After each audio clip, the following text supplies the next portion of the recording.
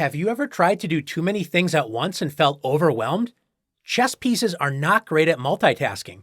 If you expect one piece to do too many things at once, it can become overloaded. In this position, White is worried about the fork on f2 and plays the aggressive Queen a4, moving the queen away from the fork tactic and attacking Black's rook on e8. Now that the queen left the back rank, White's knight that was guarding h2 from checkmate now has the extra job of guarding the back rank from checkmate as well. White's knight is overloaded, and Black can win the game by playing rook e1 check, sacrificing the rook, as the overloaded knight can't both protect the back rank and checkmate on h2 at the same time.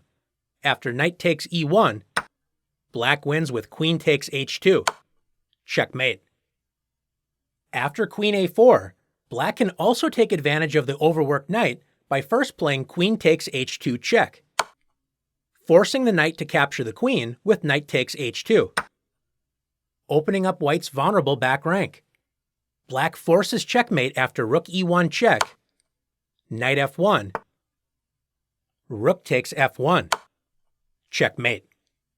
Let's take a look at another example of the overloaded piece. In this position, White's king is in danger. White's rook on g1 is guarding the g2 square from checkmate. As White's rook is the only piece actively guarding the king, Grandmaster Friedrich Olafsson, playing with the black pieces, finds a spectacular combination to overload the white rook, beginning with the queen sacrifice, queen g2 check. In the game, White resigned because the rook is overloaded. It can't both protect the g2 square and the back rank at the same time.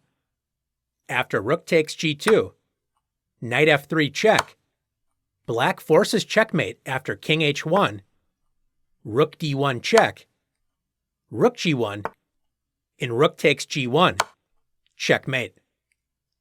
Let's take a look at one more example together.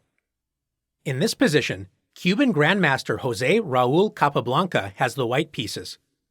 Black's queen on f8 is guarding the weak back rank as well as the g7 square. Capablanca takes advantage of the overloaded queen by playing the stunning queen sacrifice, queen takes g7 check. White's opponent, Grandmaster Spielmann, resigned. The queen sacrifice destroys the king's protection on the long dark square diagonal after queen takes g7, rook e8 check. If Black blocks the check with queen g8, the overloaded queen is pinned to the back rank, so White can play bishop e5 check, with checkmate to follow on the next move.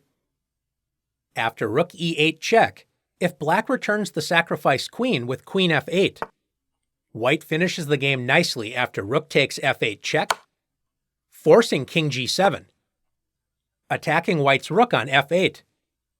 White can finish the game with a nice discovered attack, bishop h6 check.